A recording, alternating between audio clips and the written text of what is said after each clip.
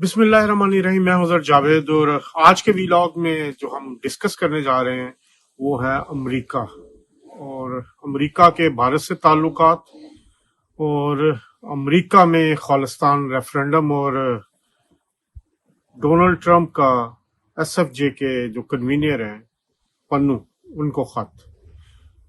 और सबसे बड़ी आज की खबर ये है कि अमेरिका ने भारत पर 25% ट्रेड टैरिफ आयद कर दिया है।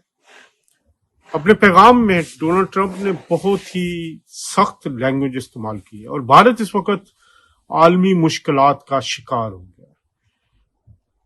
अमरीकी सदर कई दिनों से, बल्कि अब तो कई हफ्ते हो गए जब से पाकिस्तान भारत जंग हुई है, उन्होंने भारतीय दरख्वास्त पर जो जंग बंद करवाने का एक फैसला लिया था, और वो कई दफा इस फैसले में कह चुके हैं कि मेरी दरख्वास्त पर ये जंग बंद हुई और वो इनसे ट्रेड करना चाहते हैं। लेकिन दूसरी तरफ भारत के अंदर से इस चीज को उल्टा उनके खिलाफ प्रोपेगेंडा इस्तेमाल किया जाता था। गुज़िश्ता रोज जो पार्लियामेंट में, भारतीय पार्लियामेंट में तकारीर हुई और ऑपरेशन सिंदूर का क्रेडिट लेने की कोशिश की और जिस तरह भारतीय वजीर आजम नरेंद्र मोदी मुश्किलात का शिकार नजर आए विद इन पार्टी, अगर आप देखें कांग्रेस के जो रहनुमा हैं उनकी तकारीर ने भारतीय वजीर आजम की आत्मा रोल के रख दी।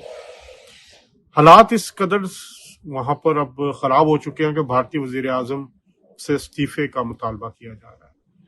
और आज का जो अमरीकी सदर का ये टैरिफ लगाने का अमल है, इसने इस बात पर मोहर साबित कर दी है कि भारतीय वजीर आजम नाकाम हो चुके। अमरीकी सदर ने अपने पैगाम में वाज़ेह तौर पर भारत पर जो क्रिटिसिज्म किया है उसका ताल्लुक रशिया से भी है, चाइना से भी है, और उन्होंने जो रशिया से तेल ले रहा है एनर्जी सेक्टर में, इसके अलावा आर्म्स ले रहा है, असलहा ले रहा है, उस पे भी उन्होंने बात की है।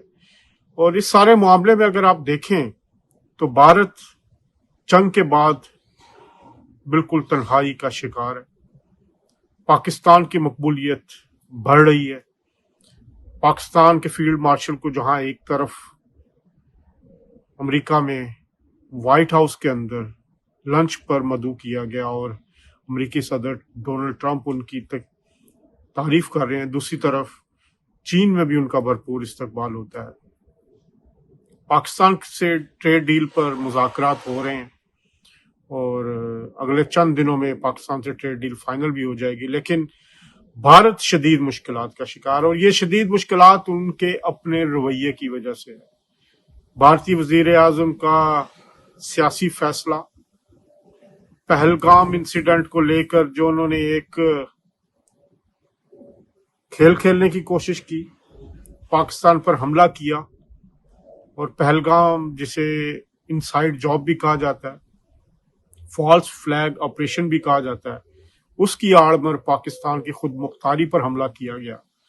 तो उस सारे मामले में भारत अब एक्सपोज हो चुका है। भारत के अंदर से बड़ी स्ट्रॉन्ग आवाजें उठ रही हैं और ये मोदी के इक्तदार को ले डूबने वाली है। आलमी सतह पर आज के इस अमरीकी फैसले ने भारतीय वजीर आजम की रही सही साख को भी तबाह कर दिया। अब इस सारे मामले में भारत शदीद मुश्किलात का शिकार होगा, मुआशी मुश्किलात का शिकार होगा। इससे कबल डोनाल्ड ट्रंप अमरीकी कंपनियों को भी कह चुके हैं कि वो भारत जाकर अपने प्लांट्स न लगाएं। एप्पल को भी उन्होंने कहा है, दूसरी कंपनीज को भी कहा है। इसके अलावा उन्होंने भारतीय जो वर्कर्स हैं, सो कॉल्ड आईटी एक्सपर्ट्स हैं, उनके अमेरिका पर आने के हवाले से भी इजहार नापसंदीदगी किया है।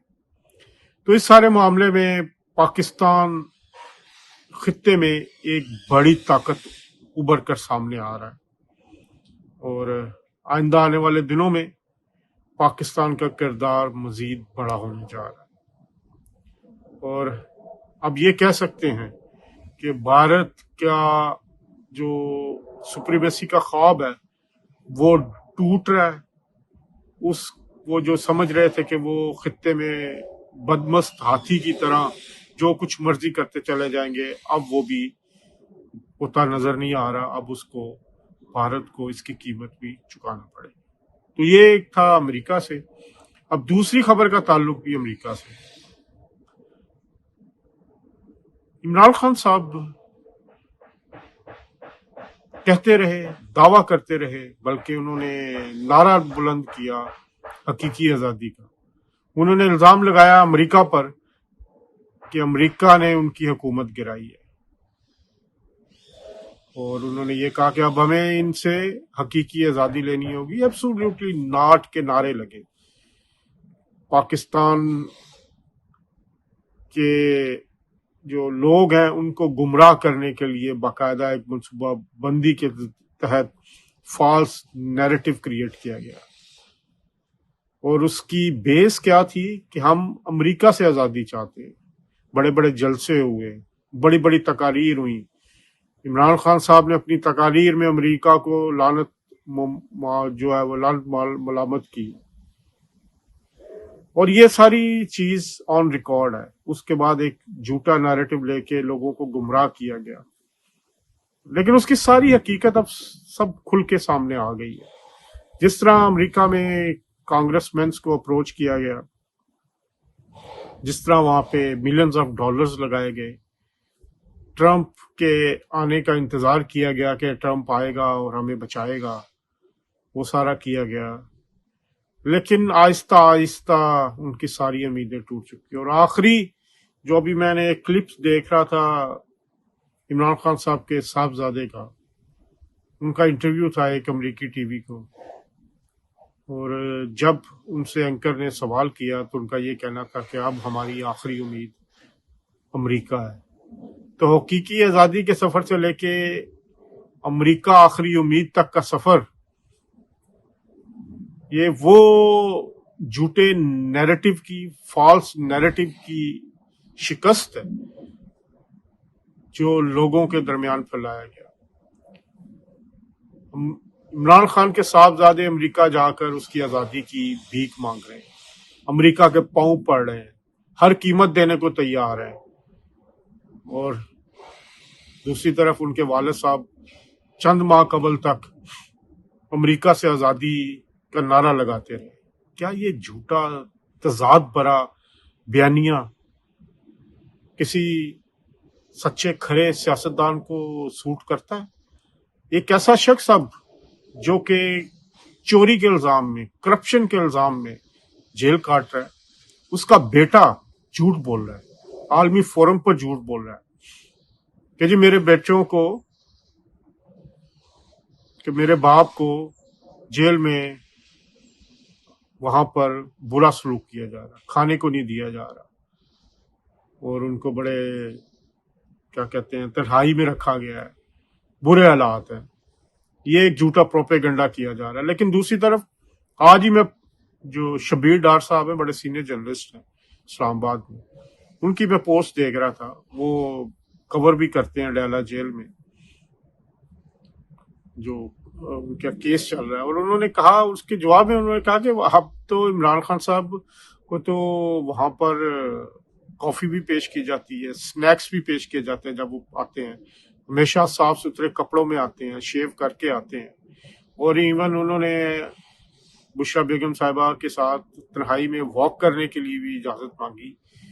تو یہ ہے جھوٹا بیانیہ، جھوٹ جھوٹ اور جھوٹ، جس پر تحریک انصاف کی سیاست ٹکی ہوئی ہے، جس پر تحریک انصاف اپنا بیانیہ کھڑا کرنے کی کوشش کرتی ہے، جس پر تحریک انصاف پاکستان مخالف، ریاست مخالف، ادارے مخالف بیانیہ بناتی ہے، اور جھوٹ کی سیاست کو پاکستان میں فروغ دیا جاتا ہے۔ لیکن کب تک یہ جھوٹ کے بیانیے چلتے رہیں گے؟ یہ لوگ اب ایکسپوز ہو رہے ہیں، سب کچھ سامنے آ رہا ہے، ساری چیزیں سامنے آ رہی ہیں، تو یہ ایک جھوٹ کا بیانیہ جو ہے اس کو اب شکست ہو رہی ہے۔ اور یہ آخری جو دھچکا انہوں نے لگانے کی کوشش کی، آخری دھکا لگانے کی کوشش کی، یا ڈوبتی ہوئی جو کشتی ہے اس میں آخری چپو چلانے کی کوشش کی جو سلمان اور قاسم کی شکل میں تھے، وہ بھی ناکام ہو گئے۔ تو اب جھوٹ کی سیاست چند ٹی وی چینلز پر جا کے بیٹھ کے، چند کانگریس مین سے مل کے، وہ بھی لابنگ فرمز کے ذریعے پیسہ لگا کے، فنڈنگ کروا کے، اب کب تک اس طرح کی چیزیں چلا سکتے؟ پاکستانی قوم کے سامنے حقیقت کھل کے سامنے آ رہی ہے۔ آئندہ ایک اور ٹاپک کے ساتھ، نئی خبر کے ساتھ انشاءاللہ حاضر ہوں گے، تب تک کے لیے اللہ حافظ۔